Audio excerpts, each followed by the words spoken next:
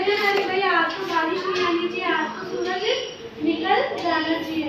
तो सूरज भी हमारे जीवन के लिए उपयोगी, सूरज की रोशनी भी जरूरी है। और इसके पास में क्या है, पेड़। पेड़ क्या देते हैं हमारे को, ऑक्सीजन देते हैं। क्या देते हैं, ऑक्सीजन। पेड़ों के बिना जीवन संभव है नहीं, पेड़ों का होना बहुत जरूरी है मनुष्य। हमें ज्यादा से ज्यादा क्या करना चाहिए, वृक्षारोपण करना चाहिए, पेड़ों को लगाना चाहिए। तो ये गाय का चित्र हो गया प्राकृतिक दृश्य। ये अपने माहौल, अपने आसपास के वातावरण से मिलकर ये क्या बना है, प्राकृतिक दृश्य का चित्र। सबसे पहले पहाड़ है, उसके बाद में झोपड़ी, लड्डू है ना। पहले के लोग झोपड़ी में रहते थे, अब तो अपने मकान कैसे हो गए, पक्के मकान हो गए, सीमेंट वाले मकान हो गए, छत वाले हो गए। और ये क्या है, नदी।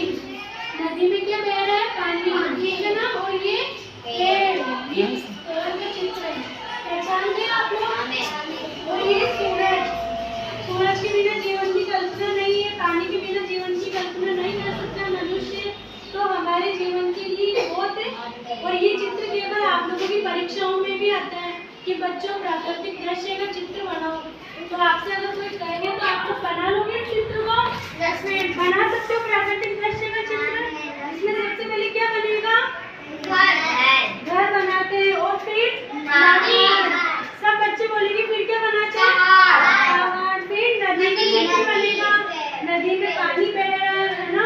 और फिर पेड़ होगा, पेड़ों के बिना जीवन संभव नहीं है, पेड़ हमें ऑक्सीजन देते हैं। और पेड़ों से ही हमारे फल फूल पत्तियां सब कुछ पेड़ों से ही प्राप्त होता है, ठीक है ना।